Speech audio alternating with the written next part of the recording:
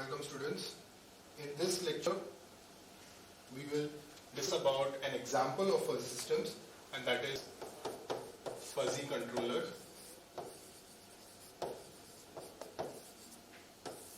Okay. Now, where we have stopped previously in this topic is that we completed FIS, the fuzzy inference system, and then we have seen different types of fuzzy system. That is type 2 fuzzy system. Then we move to different types of fuzzy sets, that is rough set, vague sets, intentionally fuzzy set, right? And then we also saw something called as Sugeno fuzzy system. Okay, so we basically covered all the concepts that were supposed to be covered in the whole unit, and now we're coming to fuzzy controller. Now the fuzzy controller, I'm going to explain with respect of fuzzy inference system and what we have, the kind of problems that we have seen in fuzzy systems with respect to that. So this is basically a real life example that has been already implemented for movement of robots. Okay, so we can say it is basically as an application we have use it as a robotic fuzzy controller. Okay, so here we are basically going to use it as how a robot travels from its source to destination point. Okay, or the destination can also be termed as goal here. So we are going to see how fuzzy systems are going to help us in deciding how the robot goes from source to a destination point. Okay, so that is what we are going to see. Destination over here, we'll call it as a goal. Okay, so now this can be solved. This can be solved by other methods also. There are different other methods which can be used to solve this kind of problem. How movement of a robot should be done, and how the shortest path that should be found for the a robot to move from source to destination. Okay, so in this case we are going to look into fuzzy inference system, how they will be used. Okay, so this is one of the applications of fuzzy systems that we are looking into. So let's go ahead. So this, So we are going to find how does the robot move or make movement to follow the desired path. So that is what we are going to see. Okay. So before that, I'll just speak about some theory behind this. Okay. Now, if you remember, or if you know, or you've done some projects on robots, you know that all robotic movements are based on governed by the wheels, the movement of the wheels, right? And the wheels can be something like, the movement can be something like of a car, right? Of a car or something else. Okay. So considering these facts, the robot can make. But there are some things that a robot the movement, some kind of movements that it cannot make. Okay, it cannot make all kind of possible moves. So we have some considerations. We have some constraints over here. So first thing is, okay, constraints. I'm going to write about some constraints in this. Okay. So first thing is can only turn by a certain amount. Okay. It can only turn by a certain amount. Certain amount of an angle. We're talking about angle. Okay. In which direction it can move. It can only turn by a certain amount of an angle. Okay. And we also assume over here that no obstacles. Okay, there are no obstacles in the region. Okay, or vicinity. There are no obstacles in this whole region. Okay, so these are the considerations that or constraints that we are going to work with. Okay. Also, the third thing is no sharp turn would very sharp turn would make a journey very unsmooth. And also require a reduction of speed, okay, which is very desirable. So we also say that the speed is fixed. We consider that the speed is fixed. Okay, so basically we have a motor which is running at a constant speed, and we are not going to change its speed to at some point of time. Okay, so the turns also there should be no sharp turn, or we can say no sharp turn allowed. Okay, because if there is a sharp turn, then it will wobble because you are giving this to be very constant, no sharp turns, right? And this also reflects to the kind of the same point over here, beginning with the step point, point number 1. Okay, so this is kind of the robot that we have, and we are going to use a fuzzy controller for that. Okay, so and also that what we have is we have one more thing is that can move in clockwise direction or anti-clockwise. So basically it can move in both directions. That is not a constraint, but I'm just writing down over here just to remind you that it can make a turn that way. And also thing is reverse is not possible. Okay, no reverse movement or backward movement. Okay, is that clear? There is no reverse movement or there is no backward movement in this case. Fine. Now we go to its inputs and outputs. See, in fuzzy systems, as I've already mentioned to you, how and what we do over here is that we look into different kinds of inputs and outputs and then design a fuzzy system. Right? So we look into that fuzzy input and output. So what would be the input for this inputs and outputs? So there are two things. Okay, there are two inputs over here. One is angle. Okay, and the second one is goal. Now, what is an angle and what is a goal? The angle, these are two inputs. The angle is alpha, which robot must turn. Okay, alpha is angle. That is a robot must turn in order to face the goal. In order to face the goal. Okay, this is the angle that it has to make to face the goal. Okay, and now what is a goal? Goal is nothing but a distance. Okay, distance between robot's current position, distance between robot's current position and the current position, right? The current position and the goal. Okay, that's basically the destination. So it basically that tells you the distance between the current position and the goal or the destination. Okay, so these are two things that are the input. Now first we'll talk about angle. Now angle alpha, right? Angle alpha is, what is it? Okay, it's how is it measured? Okay, I'll just draw a diagram for that. Or not a diagram, as let's see, this is it. Okay, it's x-axis, this is y.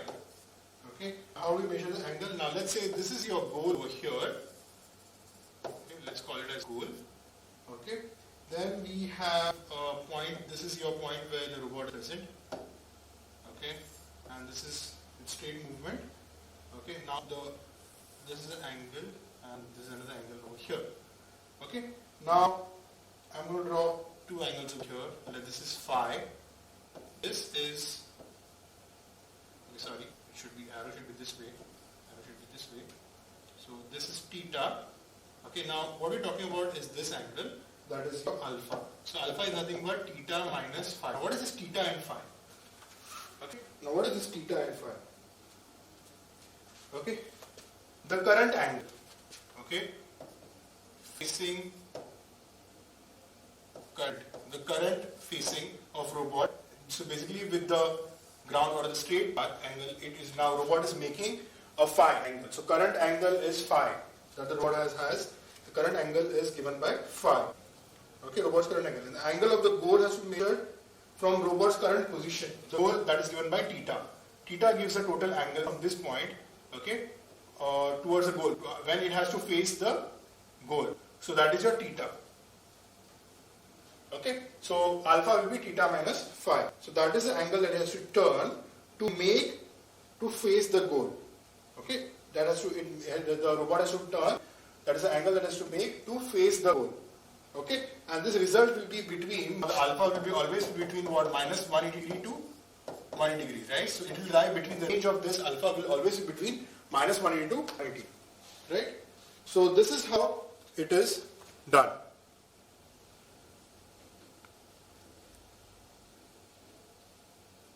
Okay, so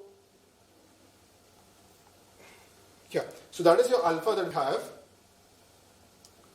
Okay. There is an angle by which robot may turn at the next move. Okay, so every time the robot is continuously moving, it is making the angle based on calculating the distance and the angle, and then making the move. So this angle may be positive or negative, right? depending on whether desired move is clockwise or anti-clockwise. So angle might be positive or negative based on clockwise or anti-clockwise movement. Okay, clockwise direction. So we consider clockwise direction as what? Positive, and anti-clockwise is negative. So as you proceed, this angle will get smaller and smaller because over the period of time the robot orients itself in the direction of the goal, right? The angle will keep on going smaller and smaller. After this, robot just needs to move towards the goal or march in a straight line towards the goal. So basically, if you look at this point and this is very far, it's looking very close by, but actually it's moving straight line, and then it realizes that it has to be changed. So it basically will go like this and then try and go straight, right? So that's how movement will happen. Okay, and this is straight. So the different paths where this will take. Okay, so robot just needs to move towards the goal in a straight line later. Okay, once it has made those changes. Fine. Now these are things that we basically see into inputs and outputs. Okay. Now here, what is the output? Output is the angle, right? The system has single output. Okay, I have not mentioned about this. Output will be basically the angle change. The robot has to turn to the next move, right? So I'll just mention that.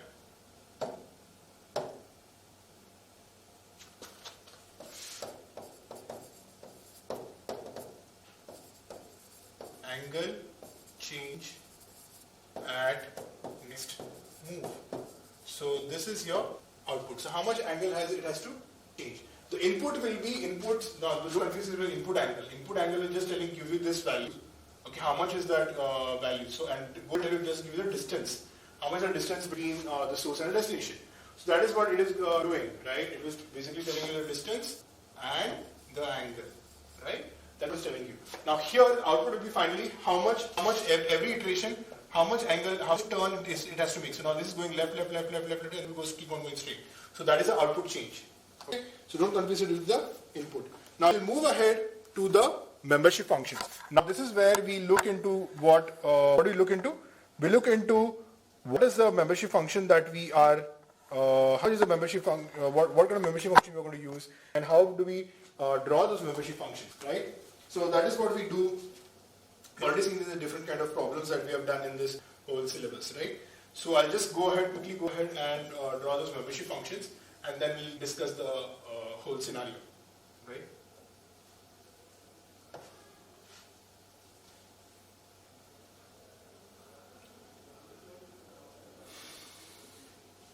Okay, now before we do that, now I'm just going to write down what are three things that we have looked into. That we have looked into angle. Okay, now these are the input. Okay, angle, and you have goal. These are two inputs. Okay, and these are your outputs. This is your input over here, and this is the output. Output is what is the output? Output turn. Okay, how much the turn the robot is going to make. So these are your inputs and these are your outputs, right? Now most of the membership functions that we are going to use is Gaussian. Okay, except for the extreme angles. I'll just tell you it's a kind of a trap function actually. So what is a trap? Trap function is nothing but short for trapezoidal function. Okay, so we'll draw the first diagram. Okay.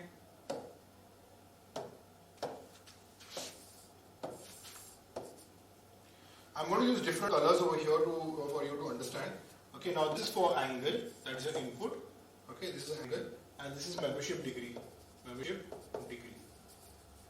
Okay, on the y-axis. So membership degree will start from 0 and will go up till 1. Okay, this is what we'll see. So now angle, let's divide this. It will be 0 at center. Okay, so I'm going to start from, and let's say there are some markings over here. 36 minus 72. Okay, equally divided at minus 108. Okay, then minus 144, and you will have minus 180 degrees here. Similarly over here, 36 degrees. Then we have 72, then we have 108, then we have 144, and we have 180 degrees in the positive direction, in the clockwise direction, right? So this is the angle. Now we're going to draw the membership function. So after all, then we'll discuss what is happening over here. Okay. Take different colors. Let's start with this one as 0.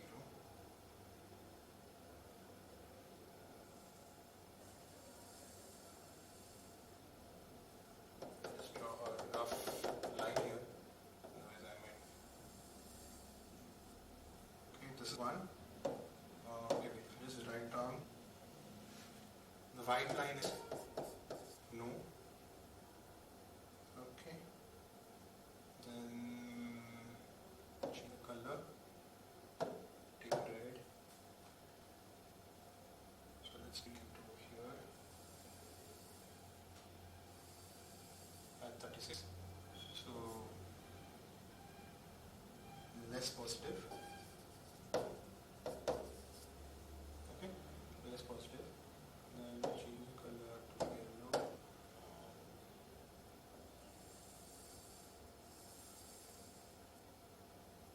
Okay, this will be less negative. Okay. Yeah. So I'll change another color. Take green. Now add 72.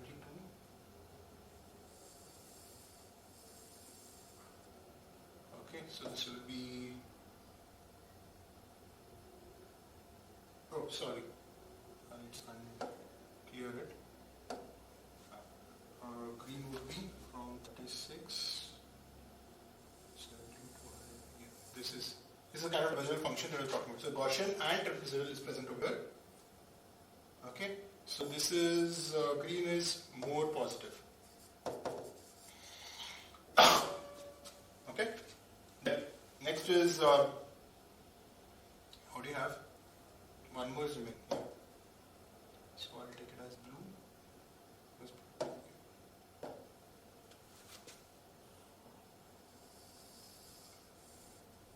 Okay. This will be more negative.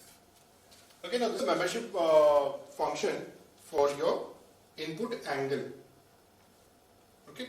So if you look at these figures, membership function starts from a midpoint or extreme, right?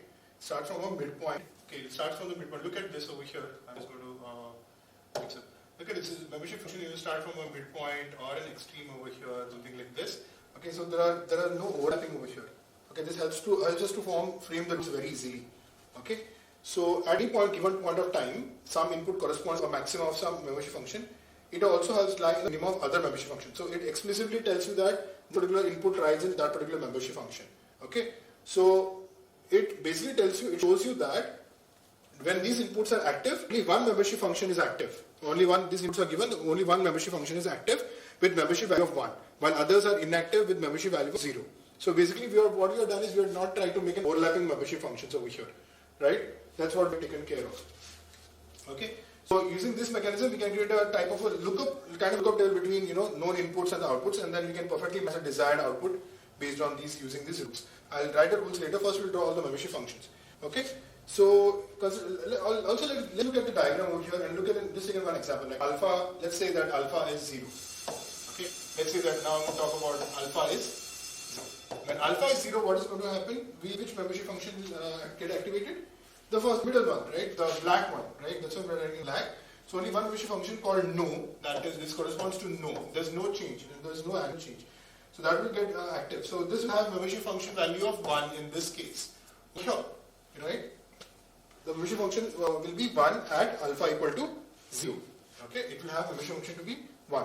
The corresponding output can be mapped to the membership function no of the output. So this will get fired. Okay, right? This will get fired. Only one active membership. Hence the application. So this rule will give a perfect output of 0, which is desirable. Okay. Now the angle is, we look at angle, it has composed of about 5 membership functions, right? To cover the whole range from -1 degree to 1 degrees. So what we're doing over here is giving 5 names to it, right? That is more negative, less negative, no difference. No stands for no difference, less positive and more positive, right? That is what we are giving the names for the membership functions, right? So these are all they're all equally distributed except for the extreme 2 which we have, that is more negative and more positive. Okay. So this makes that is done just to give it a better control towards the fuzzy control that we have. More difference will give you a more better control, right? And good movement. So there's almost we can see that there's a lot of difference between that. So it will give a good system. Okay, the gap between the membership functions. Okay. So If there are change angles, it will correspondingly fire those membership rules and it will give you an output. Okay, so that is what we have. Then now let's go to the input distance, that is your goal. Okay, it has three membership functions. That is about the next membership function that we are going to draw is this.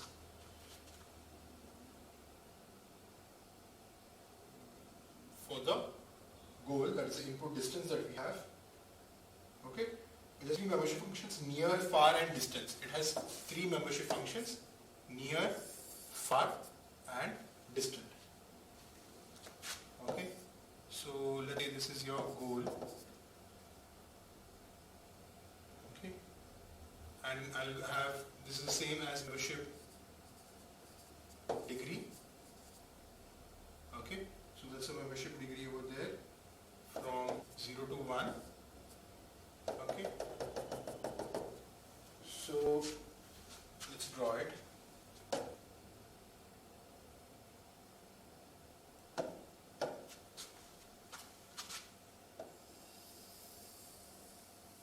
Okay, sorry, it has gone below the axis, but let's assume it's just gone to the axis. Then yeah, so this is near. Red stands for near. I'll take the color yellow. Yellow is for far. Now let's see how far is far. Far is going to be something like this. Okay, and then we have distant. Okay, then we have distant. Now distant is going to be just like a sigmoidal function. Okay, this is distant. That is like really far. Okay, so there are three membership functions: near, far, and distant. Okay, so distant membership function follows philosophy of the extreme membership function of the input angle. Like how is extreme? So that we have this kind of thing, right? If the distance is very large, we would prefer not to make any turns, right? If the distance is very large, we prefer not to make any turns to avoid sharp turns. And it does not make any much difference if the goal is at very distance. The robot cannot see it, right? Or go near the so near the robot might see. So output is not much affected, right? So that is what you are doing with these kind of things, right? So membership function near covers the region where the goal is so near that we need to take a sharp turns to reach it. Okay, so that is what we try to avoid, but this is membership function which covers the near goals. So if you not do so, we might miss the goal, right? So we have to take those turns, right? So the length of this membership function is less. Okay, that may be attributed to the philosophy of the motion, right? If the length is very less, right? So membership function far, what happened to far? When it's far, it covers the cases where goal is within the comfortable region. Okay, so what we do right now, we spoke about two extremes, that is near and distance. For far, far is basically nothing but it is in comfortable region, it can be easily changed. Okay, so these are things that we have in the input side. Now let's go to the output place. Okay, for the output side, okay, what do we have for the output side? Okay, for the output side, the membership function I'm going to draw. Okay, again there will be 5 membership turns. Okay, there will be 5 membership function for the output side. That is the output term.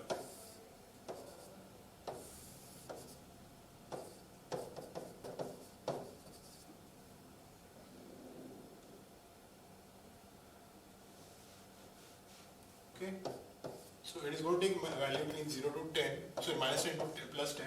I'm just going to draw this. So minus 2, minus 4, minus 6, minus 8. This will be 2, 4, 6. This will be 8. Let's draw this here.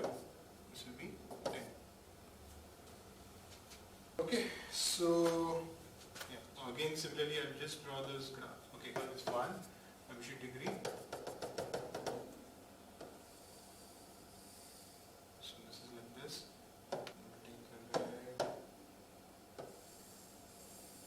This will be somewhat similar to your angle. Okay.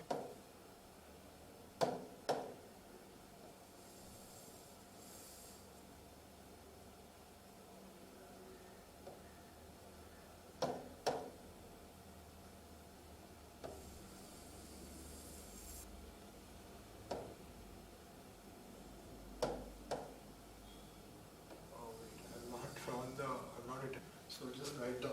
So this will be more left. How much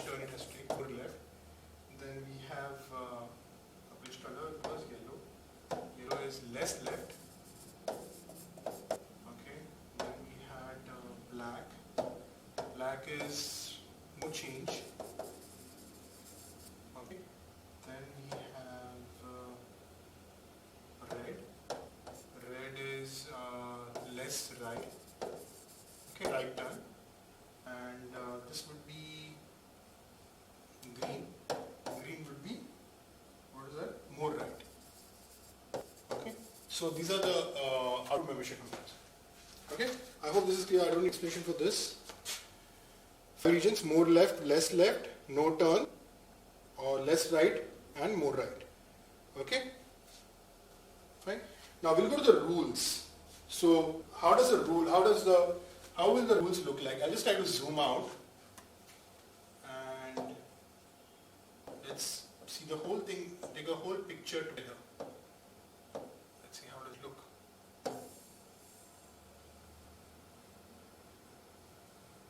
I don't know if this is visible. Okay. So let's talk about these things. Let's talk about only these things over here. I'm just going to place the membership functions and we'll just zoom those in together. And the rules are right on the right. Okay, so what I'm going to do is I'm going to write the rules over here that is going to use. Now we have so many membership functions over here, okay, for the systems that we'll have like 9 rules over here. Okay. So what we can do, we can write the rules first, draw the membership later, or we can do the same thing. So the sequence is not really important, but either can be done together. Okay. Now also one more thing is, in this step what happens is there are a lot of errors and shortcomings that can be noted, and then you can update the membership functions and frame the rules, change, this can also be done later, or it can be improvised on. Fine. So now I'm going to write those 9 rules. So rule 1, okay, rule 1, if alpha is more positive, okay, what we had is more positive, I'm just writing more P, alpha is more positive, then output is more right. Okay, so now I'll write rule 2, if alpha is less positive, then output is less right. Okay, if alpha is, what again? No, alpha is no, right? Then output is again no. Here also you written no change, right? Okay, so if alpha is less negative, right? Less negative. Sorry, more negative. Next line is, sorry, less negative. Let's write the N. Then output is less left. So I'm just going to write less L. Okay. Now less is alpha is more negative. Then output is less. Sorry. Output will be more right. More left. More left. Right. So these becomes, how many rules are there now? Now if you looked into picture, these rules are not considering another input. Okay, so there are another set of rules which will consider the other input. Okay, so that is rule 6, 7, 8, 9. Okay, so I'm not going to write those rules, I'm just going to mention it to you. So rule number 6 is, if alpha is not more positive, okay, now we're taking not into picture. If alpha is not more positive and goal is distant, then output is no. Okay. The 7th is, if alpha is not more negative and goal is distance, then output is no. Okay. Next is, if alpha, rule 8 is, if alpha is less positive and goal is near, the output is more right. Goal is near. Okay, we're talking about near here. Near, we're not talking about near and distant. Right. Then last one is rule 9 is, alpha is less negative and goal is near, then output is more left. Okay. So these are the 9 rules that we have. And what we do is, after this is, this model was made, validated and tested by a simulation engine, and the whole approach will look like something like this. I'm going to draw the dot diagram for this, the whole flow chart simulation process. Okay, so we do this for the FIS according to present conditions. This is what we enter FIS and get the angle for the next move.